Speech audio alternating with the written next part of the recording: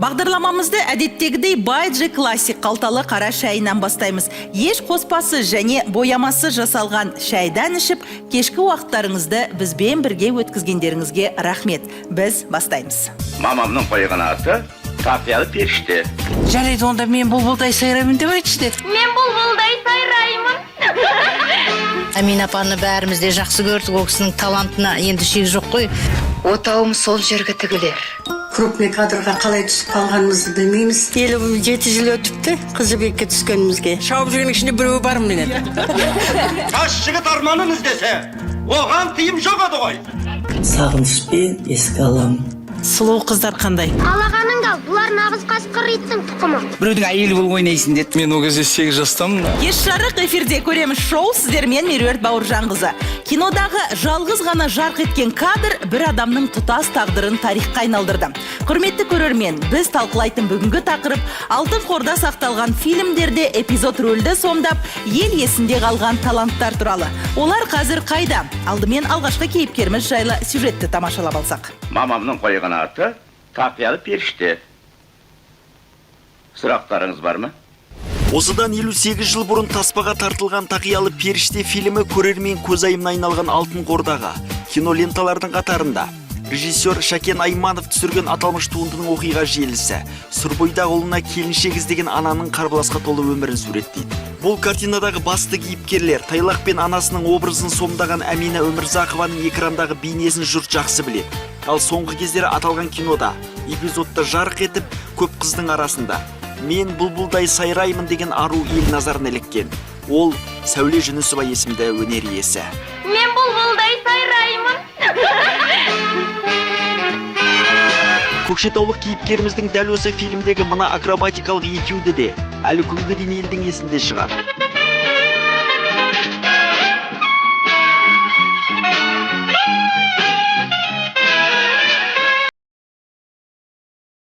Дәл қазіргі таңда Сәуле Жүнісова 77 жаста.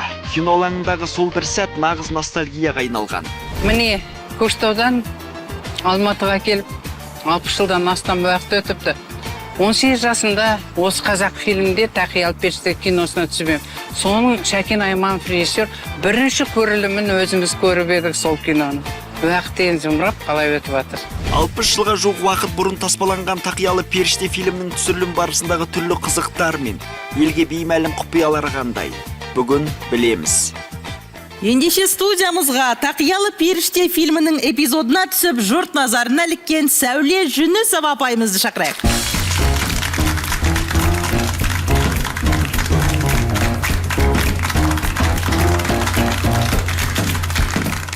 Сәуле апай, сәлеметсіз бе? Қош келдіңіз. Баршаңызға сәлем бердім. Рахмет. Қош келдіңіз, төрлетіңіз. Сұлу кербез Көкшеден.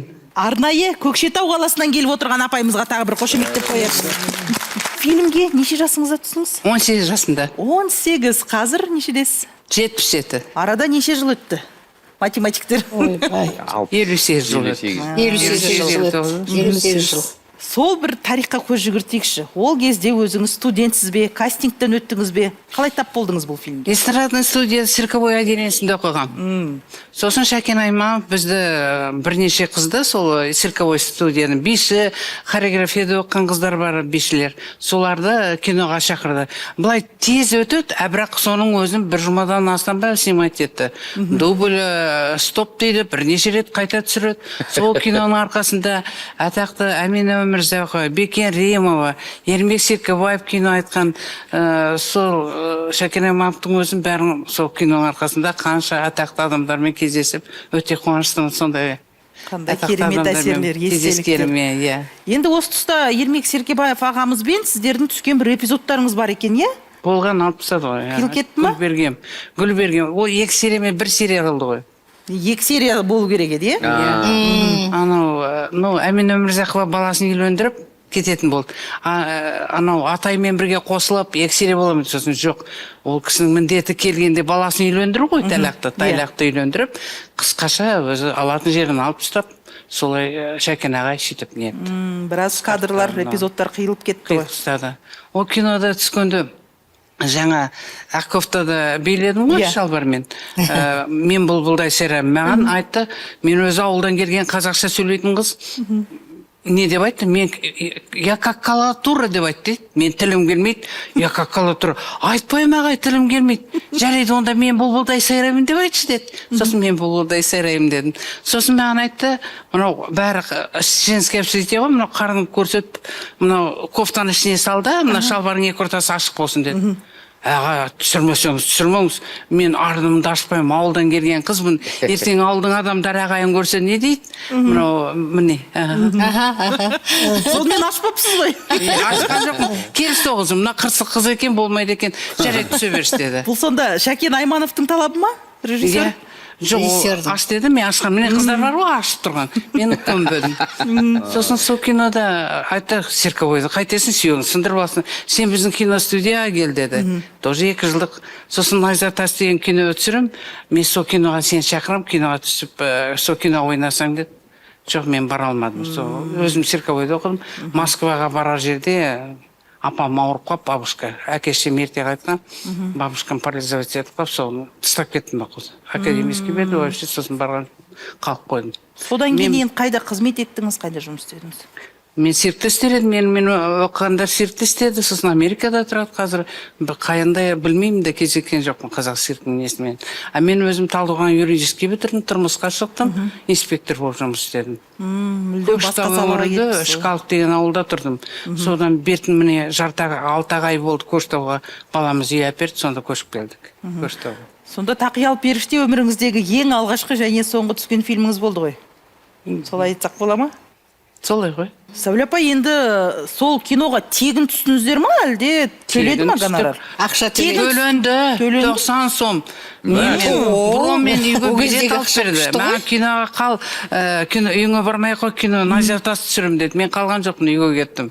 Студент үшін қомақты қаржы ғой, иә? 90 сом. Бір аптаға, иә? Сосын сол киноны көруге шақырды, қазақ фильмге барып, сол киноны бірінші өзіміз көрдік, сол кино қалай түскенімізден. Сәуле апай, енді сол кинодан кейін, сол бір эпизодтан кейін өзіңізді танып білгендер болды ма? Таныды, білді.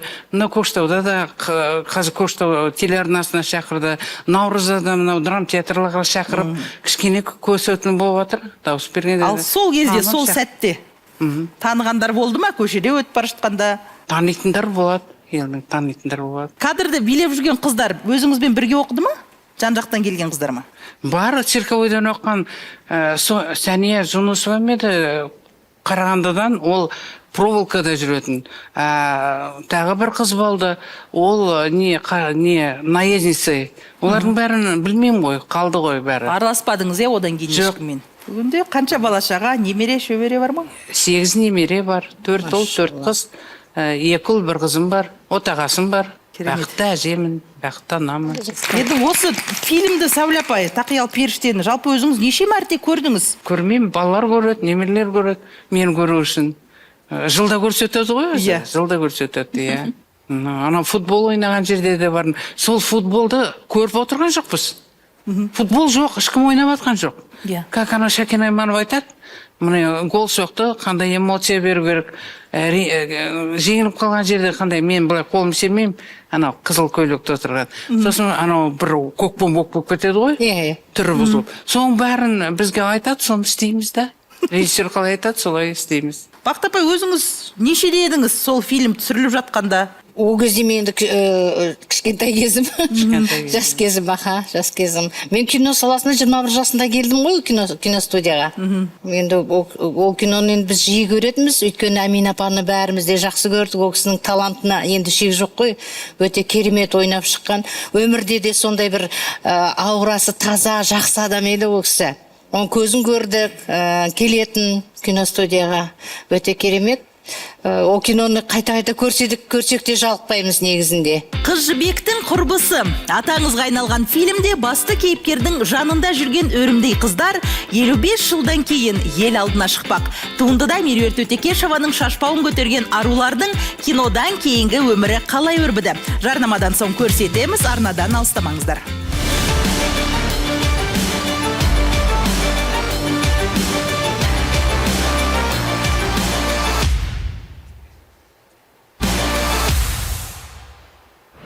Қыз жібек фильмінен кейін Меруерт Өтекешева мега жұлдыз, Құман Тастанбеков тым танымал, Аласан Әлі Әшімов атақты болды. Ендігі кезек аталған кинода эпизодтық рөлді сомдаған Жібектің құрбыларына келіп жеткен секілді. Назарыңыз экранда болсын. Сол оқ қай жерге қадалса, отауым сол жерге тігілер. Атаңызға айналған Қыз жібек фильміндегі негізгі кейіпкерлер Жібек, Төлеген және Бекежанның бейнесі көпшіліктің мәңгесінде. Ал дәл осы туындының түсірілім алаңында актриса Меруерт Өтекешеваның кинодағы құрбыларын сомдаған арулар көп. Соңғы кездері TikTok желісінде сол бір 55 жыл бұрын таспаланған киноның эпизодына түскен жандарға арнайы парақша ашылып, бірден дүйім жұрттың назарын аударған.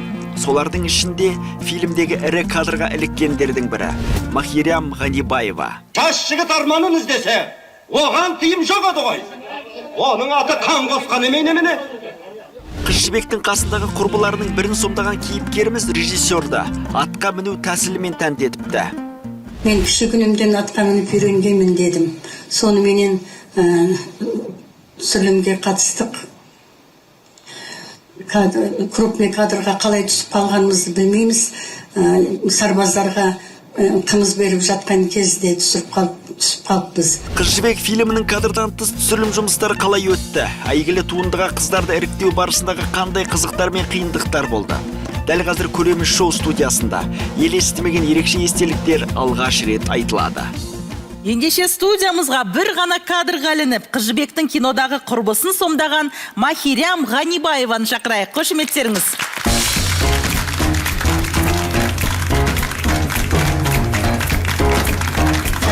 Махирям апай, сәлеметсіз бе? Қош келдіңіз. Келіңіз, төрлетіңіз. Қал жағдайыңыз жақсы ма? Рахмет, Құдайға шүкір. Қай жақтан келіп отырсыз? Бесағаштан. Осы Алматы облысы, Алматы облысында. Туып өскен жеріңіз осы жақ па?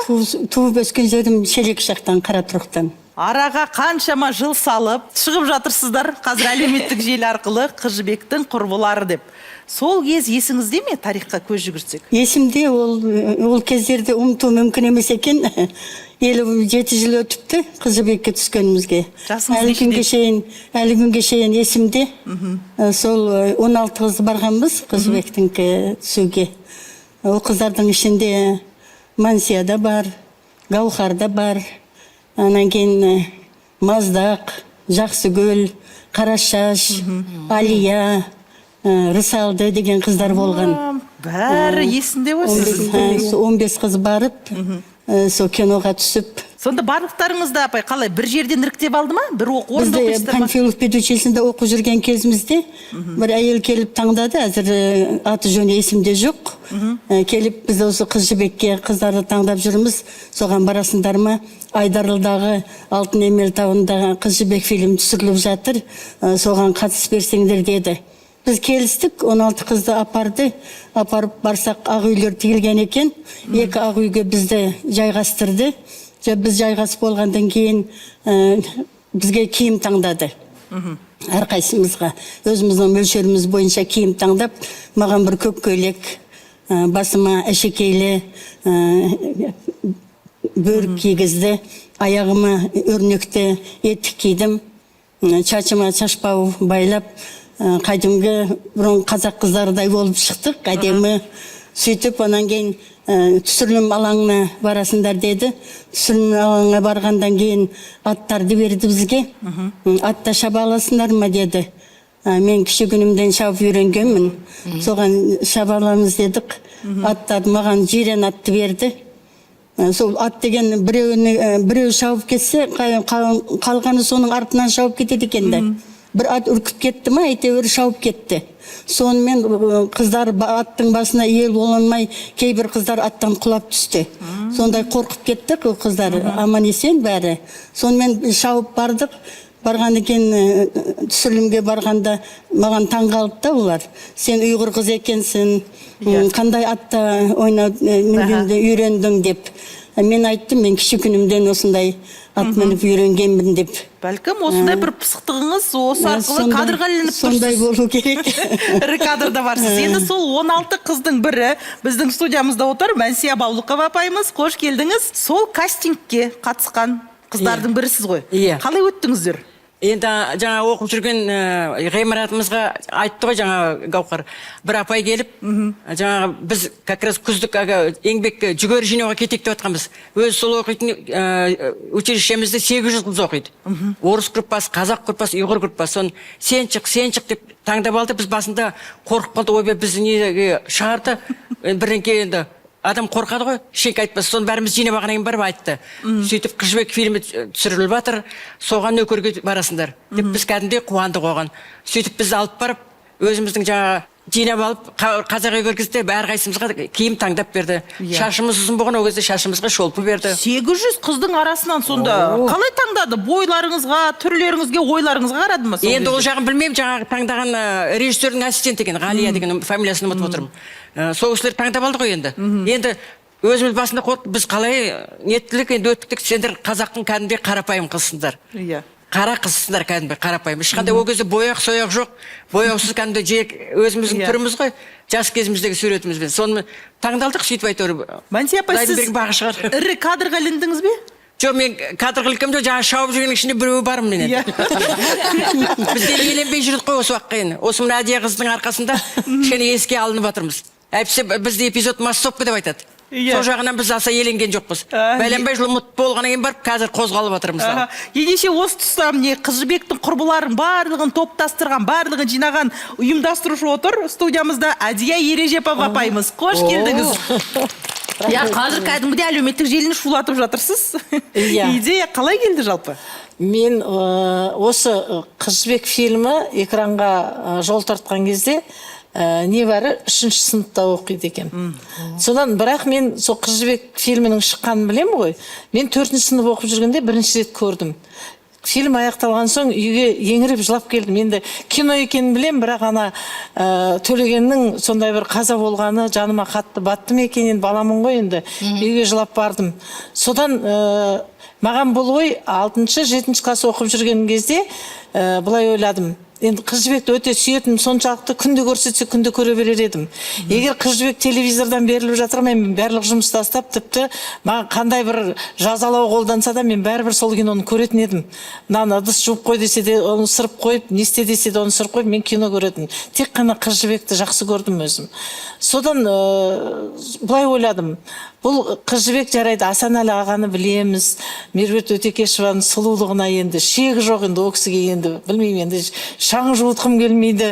Төлеген ағаны тіпті жақсы көрмеген қыз жоқ шығар деп ойлаймын, Құман ағамызды. Содан бірақ сол жібектің жанына ілесіп жүрген қыздар кімдер екен деп ойлайтын бала кезімде, енді 6-7 класс оқып жүрген.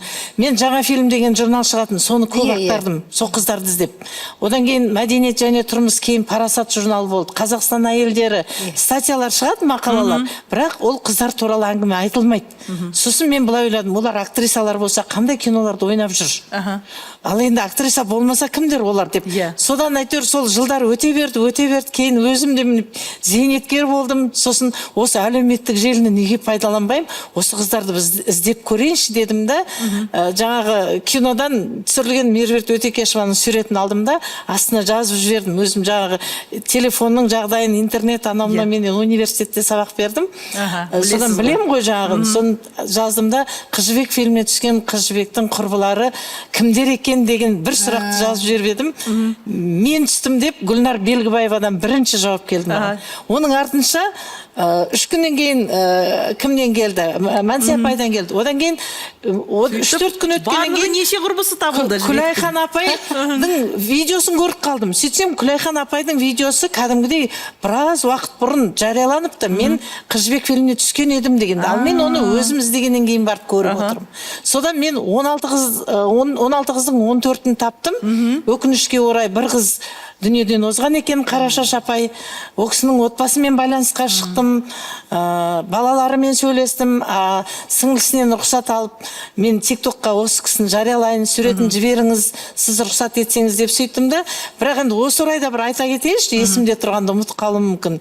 16 қыздың екеуін таппай жатырмыз. Біреуі Гүлшара, біреуі Шолпан. Егер осы сәтті пайдаланып біреу көріп отырса, сол кісілерді білетін жандар болса, бізге хабарласса, ол кісіні де осы өзіміздің топқа қосып алсақ, енді осы сәуір айының аяғында бір жақсы кездесу ұйымдастыратын бір ойластырып жатырмын. Керемет, апа, ендеше бізді көріп отырған көрермендеріміздің арасында сіз айтқан есімдер қалай дедіңіз, тағы қайталайық? Гүлшара, Шолпан. Және Шолпан апайларымыз болса, бала шағасы, отбасы көріп отырса, міндетті түрде Көрем шоудың редакциясына хабарласыңыздар, өйткені жақын арада Алматыда керемет бір кездесу өтпекші. Енді мұнда Сәуле апа айтып жатыр ғой, гонорары жөнінде 90, сол кезде 90 сом алыпты гонорар. Сіздерде төленді ма ақша? Төленді. Қанша алдыңыздар? Төленді. Рубльден 30 рубльден алдық қой. 30 сом ғой. 30 сом да андай. Есіңізде ма? Сондай. Бірақ қанша екен есімде жоқ, өтірік айтамаймын. Ақша 30 сомдан алдық. Ал қанша күн түстіңіздер? Күніне алдыңыздар ма сонда? 10 күндей болды. 10 күндей болды түсірілімде. Күніне алды ма сонда? Күніне алдыңыздар? Жоқ, күніге емес, қайтқанда. Жалпы қайтқанда. Енді сіздер тіпті тегінде түсуге дайынсыздар ғой? Бұл керемет бір тарихта қалатын 25 сом деген бір айлық қой ол кезде. Ол енді тамақтың сыртында, тамақ бесплатно. 3 мезгіл. Тамақтың ең соңында біткенге берген киімдерін түгел қайтадан өткіздік қой. Сонда жаңа бухгалтерия ақша берді. Қанша екені есімде жоқ енді. Жақсы, керемет. Енді Махирам апай, одан кейінгі тағдырыңыз қалай болды? Қайда қызмет еттіңіз? Бұл да сіздің соңғы рөліңіз болды ма фильмдегі? Бірінші және соңғы? Училищені бітіргенден кейін Бішкекке тұрмысқа шықтым. Бішкектен 94 жылы қайтадан Қазақстанға келдім. Осы Қазақстанда 153 мектепте, гимназияда мұғалім болып істедім. 20 жылдай оны істеп, анан кейін қазір пенсияға шығып үйдемін. Жақсы, немере, шөбере сүйіп отырған шығарсыз? 12 немерем бар, 2 шөберем бар, 3 қыз, 1 ұлым бар. Немерелеріңіз қалай? Сол киноны көре ма? Сіз түскен Немерелерім, эпизодты? мен айтқан едім да, осы Қыз жібек фильмінде түскен, біз оған көп жыл болды. Десем, олар қарап отырады да, осы кино болады деп. Ой, көрінбейсіз ғой дейді. Мен деймін, жақсы қараңдар, әне өтіп кетті деймін да. Десем, олар ете алмай қалады. Көрмей қала ма? Көрмей қалады. Көрмедік қой дейді. Өтіп кетті, болды енді деймін да. Құрметті көрермен, аздаған минуттан соң Көрем шоу студиясына 1970 жылы Қыз жібек киносына түсіп, камера объективіне іліккен тағы бір кейіпкеріміз кіреді. Оның көрерменге айтар сыры мен құпиясы көп. Шағын жарнамадан кейін қайта жолғамыз, арнадан алыстамаңыздар.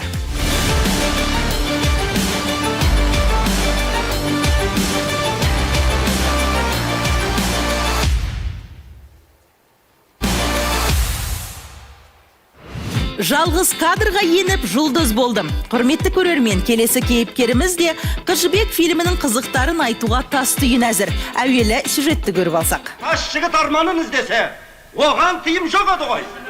Оның аты қан қосқан немене? Қыз жібектің құрбылар арасында атаңызға айналған кино туындыда түр-келбеті анық көрініп, эпизодтық рөлде ірі кадрға ілінген бақытты жанның бірі Гухар Буви Омарова. Кейіпкеріміздің сөзіне зер салсақ, бүгінде сол бір кезең ұмытылмас жастық шақтың естелігіне айналған. Қазақ киносының маржаны аталған Қыз жібек фильміне қатысуға таңдап алынған 16 қыздың ішінде мен де бармын. Суретім сол эпизодтан сүріп алынған. Алыста қалған жастық шағымды, киноға түскен сәттерді, бірге жүрген қыздарды сағынышпен еске аламын. Олай болса, әйгілі Қыз жібек фильмінде жалғыз ғана кадрмен жарқ еткен келесі кейіпкеріміз Гухар Буви Омарованы шақырайық. Қошеметтеріңіз.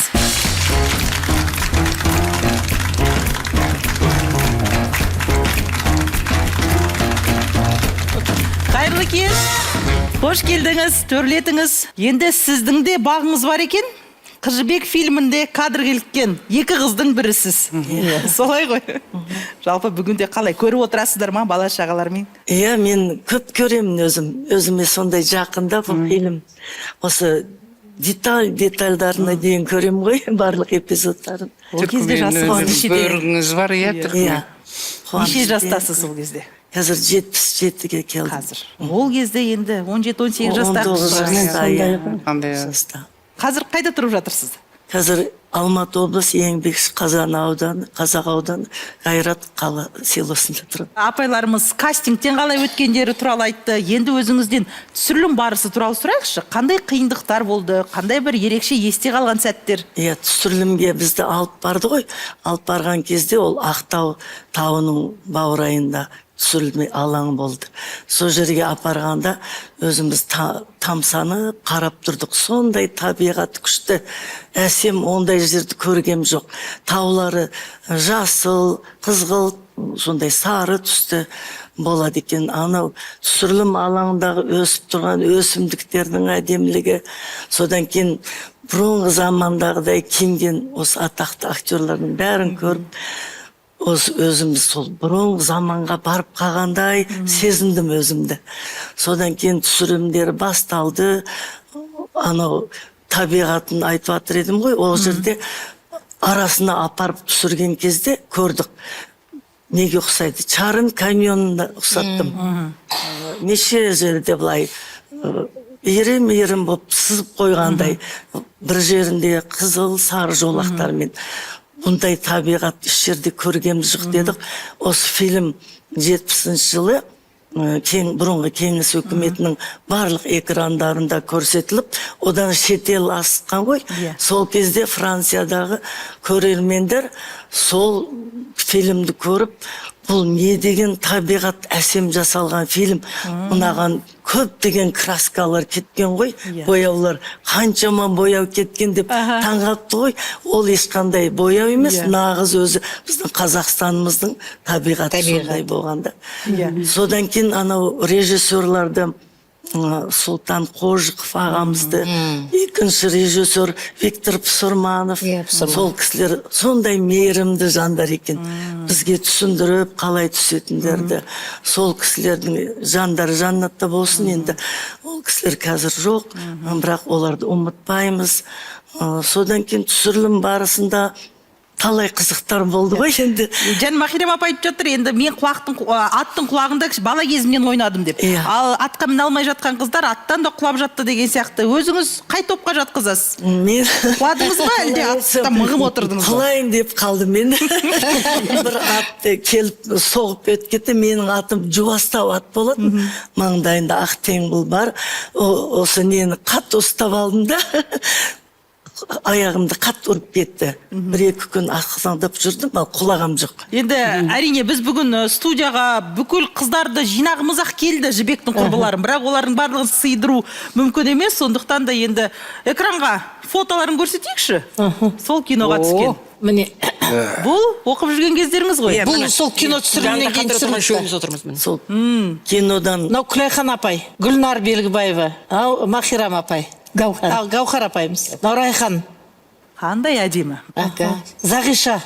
Бұл оқып жүрген кездеріңіз. Студент кездері. Алия. Қарашаш деген апай осы кісі. Өнерден озған кісі осы кісі. Міне мынау Май апайымыз. Мінекей қандай әдемі. Бөркі қандай, түлкіді. Бөріктері қандай. Жақсыгүл апай, е? Жақсыгүл. Сол атқа шауып жүрген қыздардың барлығы осы қыздар ғой. Маздақ деген кісі, өте керемет. Сұлу қыздар қандай. Киноға түсірілім біткеннен кейін өздері ұйымдасып барып студияға барып түсіпті. Мен ең шетінде отырмын, жанымда Майя мен Гаухар. Қатар отырған 3 қыз, мына 3 студия отыр студиямызда қазір. Неке, қыз жібектің құрбылары. Осы кісілер. Жалпы фильмнен кейін Меруерт Өтекешевамен кездестіңіздер ма? Өздеріңіз араластыңыздар ма бәлкім кездесіп? Біз енді бәріміз жалпы араласқамыз жоқ. Мен Талдықорғаннан келдім ғой. Талдықорғанда 3-4 қызымыз бар, араласамыз. Жаңағы бірге оқыған қыз Алматыда тұратындар, солармен араласамын. Бірақ мен сол киноға түскеннен кейін мына 2 қызды бүгін ғана көріп отырмын. Араға қанша жыл салды? Майя екеуміз араласып тұрамыз бұрыннан.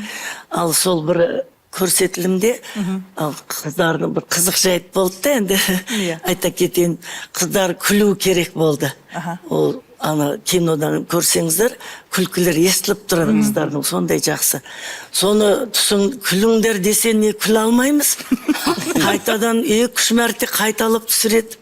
Содан арамызда енді ұмыт қалдым, бір қыз қатты бастап сиқылықтап күліп кетіп еді. Бәріміздің сондай күлкіміз келді. Бәріміз қосылып сондай күлкілеріміз күліп кетіп едік. Шынайы шықты. Сондай әдемі. Сықылықтап күліңдер. Иә, сықылықтап. Яғни бұл шынайы өздеріңіздің күлкілеріңіз ғой. Иә, солай болып шығып, сол енді фильмде сақталып қалды ғой. Әрбір көрген сайын, мына біздің күлкілеріміз ғой деп қоямын өзім. Ортамызда кинотанушы Дана Әмірбекова отыр. Жалпы енді біз басты рөлдердегі актерлерімізді жиі айтамыз ғой, бәр жаққа түсіп жүргенде осы кісілер. Бірақ эпизодтағы рөлдердегі адамдардың аты аталмай жатады. Бірақ бұл кісілердің де үлесі көп қой, киноға қосатын. Әрине, негізінде кинода алғы қатардағы план, одан кейін артқы план деген бар. Сол артқы план егер үйлесімді болмаса, сол артқы планда бәрі режиссердің ойындағыдай іске асып жатпаса, ендеше кино шықпайды ешқашан. Сондықтан да бұл кісілер әрине киноның атмосферасын, оның біз қалай бүкіл фильмді көріп отырған кезде сол заманды сезінеміз, сол кезеңнің иісі аңқып тұрады. Қазақтың болмысын, қазақтың дүние танымын, өмір сүру салтын бәрін осы кісілер фон арқылы бізге көрсетіп отырады. Сондықтан айтады ғой, кішкентай рөл болмайды, кішкентай адамдар болады деп. Меніңше сіздер өте бақытты адамсыздар.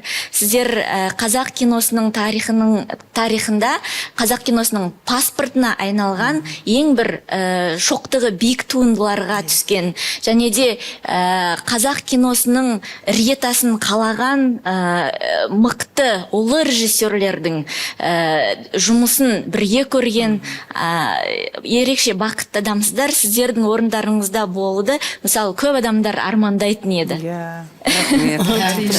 Және де айтып кетерім, бұл біз қазір айтып отырмыз, сондай бір махаббат жайлы фильм еді деп, жеңіл желпі қарап, бірақ негізінде бұл фильмдер бір қарағанда, махаббат төңірегінде өрбіген сияқты, осындай жеңіл қабылдайтын, күліп отырып көретін туындылар сияқты.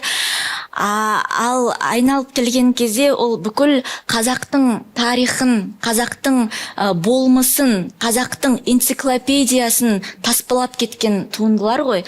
Бұл фильмдер болмаса, біз мысалы ежелгі заманда қазақ қалай өмір сүрді, олар қалай тыныстады, олардың өмірлік философиясы қандай болды, біз соны білмейтін едік. Келесі кезек сазгер Марат Омаровтың отбасында. Атақты композитордың ұлы мен бұрынғы әйелі кезінде қай фильмде бой көрсетті? Жұлдызды жанұяның жұртқа беймәлім құпиясын бірер минуттан соң ақтарамыз, ал қазір шағын жарнама.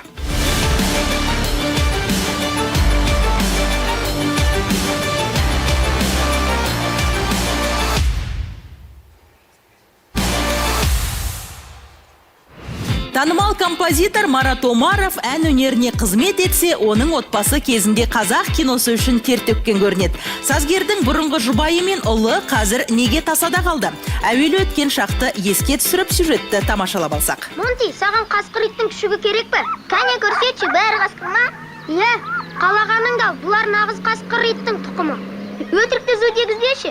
Нанбайсың да, қара жөнді. Істерін қарашы. Кеттерінен азулы болып тұр. Саған күшік керек пе? 1994 жылы үлкен экранға ұсынылған әйгілі режиссер Қанымбек Қасымбековтың бұл туындысы көптің есінде. Сочиде өткен кинофестивальде ең мейірімді фильм жүлдесін иеленген кинолентада Азамат есімді балақай сүйкімді үш күшігін аман алып қалу үшін талай мәрте түрлі тәуекелге барады. Басты рөлді сомдаған Азамат Омаров. Ол белгілі композитор Марат Омаровтың жалғыз ұлы. Жуынып ал, тазалан. Қайда қашып барасың? Жуын, бар енді. Арыстан қайда? Бір қызығы, бұл фильмде эпизодтық рөлде дәл осы Азамат Омаровтың өмірдегі анасы Шаттық Назарова да түсіпті. Ол аталған кинолентада қатарынан 7 қызды өмірге әкелген келіншектің кейпінде. Мәселен, келесі кадр көк көйлектегі көп балалы ананың перзентханадан шыққан сәті. Саламатсыздар ма? Сіздерге рахмет. Көрімдіңіз қайда? Ой, береміз, бергенде қада сіздердің барлықтарыңыз тойға шақырам.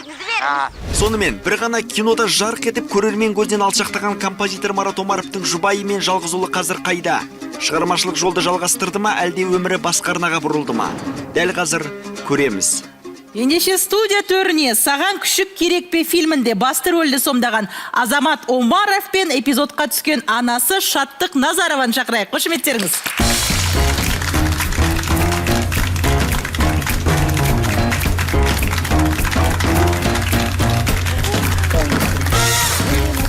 кеш, қош келдіңіздер.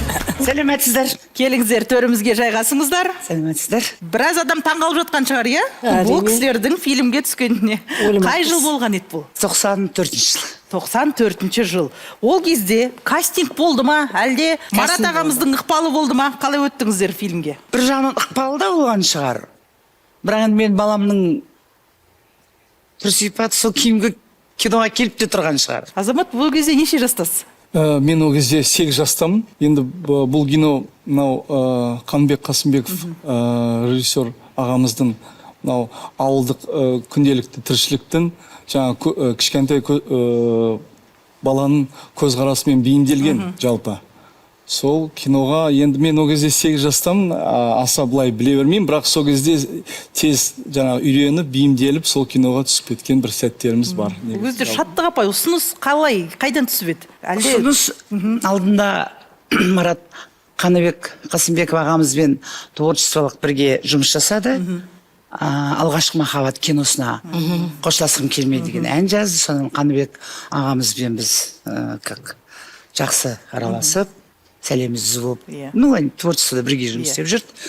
Содан кинода Жамбыл облысы Қордай ауданы Сұлутөр деген ауылда түстік. Балалар киносы, режиссеріміз Қаныбек Қасымбек болды, екінші режиссер Бақыт Сүлейменова болды. Сол Бәкеңмен сол кинодан бері мінекей уже туыс болып кеттік. Балаларымызбен жасты. Шаттық апай, енді өзіңізге бұл рөлге ұсыныс қашан түсті? Бірден қабылдадыңыз ба? Алғашқы рөліңіз бе бұл сіздің? Алғашқы рөл сол жерде. Сол жерде. Прямо Қаныбек Қасымбеков келді де, Шаттық айналайын, сен біреудің әйелі болып ойнайсың деді. Сіз енді Азаматты алып келіп отырсыз сол жерге? Иә, менің 2 қызым, ұлым бәріміз бардық. И Бақыттың да балалары сол жерде. Содан маған келді, ағай айтты, аға, Шаттық сен ойнайсың рөлді деді. Олай, аға, мен актриса емеспін, ойнай алмаймын дейді. Ойнайсың деді. Сонымен Тараздың актері есімін қалдым ол кісінің. Сол кісінің сен әйелі болып ойнайсың. Ауылда тұратын әйелдеріміз ғой енді. Көп балалы анасың. Сол сен ол қызды 6 қызың болады. Онан кейін ол туды деп, оның жолдастары алдап, жаңағы кісі жаңа күшіктің бәрін алып кетеді ғой жаңа. Ұлды болдым мен деп. Бұл енді ауылға атасы мен әжесіне барған бала 3 күшікті асырап алады әуелі. Енді каникул біткеннен кейін ол күшікті өзінің жаңағы ұстай алатын адамдарына беріп кету керек қой ары қарай. Киноның негізі жалпы мазмұны сондай бұл кинода. Сонымен аяқ асты актриса болдым дейміз. Түсімде кеттім, актриса болдым да қалдым. Бақыт апайымыз сол фильмде екінші режиссер болдыңыз. Екінші режиссер, содан кейін кішкентай ғана жаңа эпизодтық рөлді ойнадым. Ана бизнесменнің әйелі жаңа күшіктің балам күшік алып кетіп беріп, ұрысып жататын жерім бар. Әрі екінші режиссер болып ойнадық, жұмыс істедім. Ол кезде Азамат жаңа 8 жаста өте бір сондай сүйкімді, сондай бір талантты бала болды. Бұға айтуының керек жоқ. Сәл бит түсінсең бітті. Түсіндім, болды, қазір жасайын дейді, бітті түсіп беретін. Мінекей, осындай бала болды, өте жеңіл.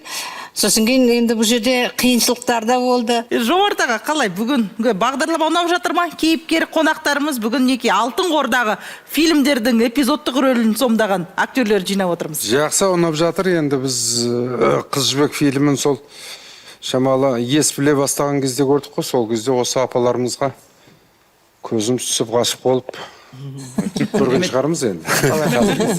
Сырлаяқтың сыны жаңа айтып жатқан Алиса апайды таптыңыздар ма деп жатқаным. Алиса Алекпарова бізде Жүргенов академиясында біраз жыл мұғалім болып істеп жүрді. Біздің жаңа кімдер Ұлан, осы әбекелердің курсында сабақ берген. Сонда біз бірінші курсқа түскен кезде осы Қыз жібек фильмдегі жаңа гүл теріп жүрген кездегі Меруерт апайдың қасындағы Алиса апай деп айтатын. Сол ана гүл теріп жүрген жерде біздің Алиса апай бар деп. Мен енді көріп, ол кісіні тани алмадым, бірақ енді ол кісіні есейген кезінде көрдік қой. Қазір ол кісі ұмытпасақ, сол Семейде мұғалімдігін сол Семей қаласында жалғастырып жатыр ғой деймін. Сол кісіні таптыңыздар ма деп жатқам. Содан менің жаңағы Астанада тағы бір қыз тауып беретін, Дәметкен деген қайнапам бар, Құлымбетова фамилиясы. Ол кісі де осының кастингіне қатысып, көп қыздардың ішіне кастингке қатысып, кейін осы топ қыздардың ішіне түстім деген әңгімесі бар тұғын. Енді бұл TikTok желісінде жоқ шығар, сосын табылмай жүр. сондықтан сіздерді көргенімізге, сіздермен бірге болғанымызға, мына Азаматтың енді ол киносын жаңа фестиваль кетерінің алдында ұмытпасам сол дубляжына қатыстым ғой. Қатыстың, дубляжға қатыстым. Аташаға түскен кино. Атагел дейсің. Атагелсің, иә, бізде сол көпшілік сахналарында кейбір эпизодтарын сол дубляжына қатысқам. Иә. Сондықтан көргенімізге, сіздермен танысқанымызға қуаныштымыз. Жаңа Дана қарындасым жақсы айтып кетті, Қыз жібек фильмі ол өзі кезіндегі енді тарихи фильм өз алдына, сонымен қатар қазақтың рухын көтеретін, бір қазақтың болмысын көрсететін, бұл қазақ деген осында ел болған, біз жай ғана киіз үйде жатып алып, қой бағып жата берген халық емеспіз. Біз керек кезінде ән жырымызда болған, сән салтанатымызда болған, жаугершілік заманда батырлығымызда болған, әдемі салт дәстүрімізде болған деп бүкіл әлемге көрсеткен, өзімізді көрсеткен үлкен фильм болды, үлкен жоба болды. Шындығында енді ол фильмнің шығуына, шықпауына қиналып жатқан кезде жаңағы режиссер ағамыздың Сұлтан Қожықовтың қайта-қайта инфаркт алатындай да болған шығар. Және де ол жаңадан айтып отыр, қанша жерлерін қиып тастаған, кесіп тастаған, оның барлығын қазір қосып көрсететін болса, тіпті басқа фильм болып, басқа рухтанатын фильм болар еді. Енді біз де қуаныштымыз. Араға қаншама жыл салып, барлықтарыңызды бүгін студияға бастарыңызды қосып, осындай жылы кездесудің бір себепшісі болғанымызға. Баршаңызға тек алғысымызды білдіреміз. Ал бүгінгі бағдарламаны Марат Омаровтың «Қоштасқым келмейді» фильмінде шырқалған «Қыз сыны» әнін бүгін біздің студиямызда ұлы Азамат Омаров орындап береді. Баршаңызға рахмет, сіздермен болған Меруерт Бауыржанқызы. Еліңіз бүтін, жанымыз аман болсын. Өкілі кәмші бір белі көйлек тұрғандай өзің қимылсыз билеп иықтан шашың төгіліп жерге күмісті шашпау жарасып белге иықтан шашың төгіліп жерге күмісті шашпау жарасып белге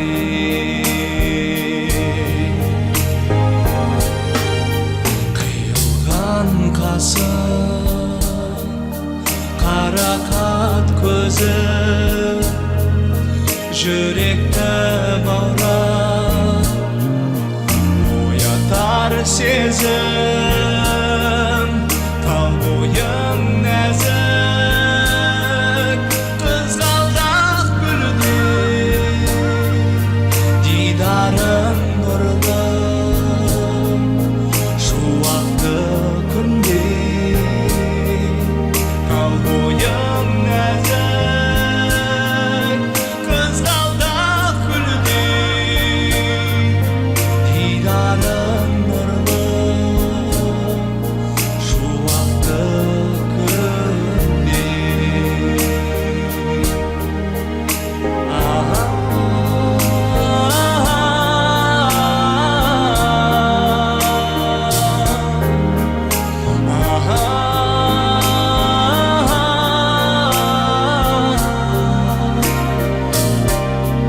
дидарың нұрлы шуақты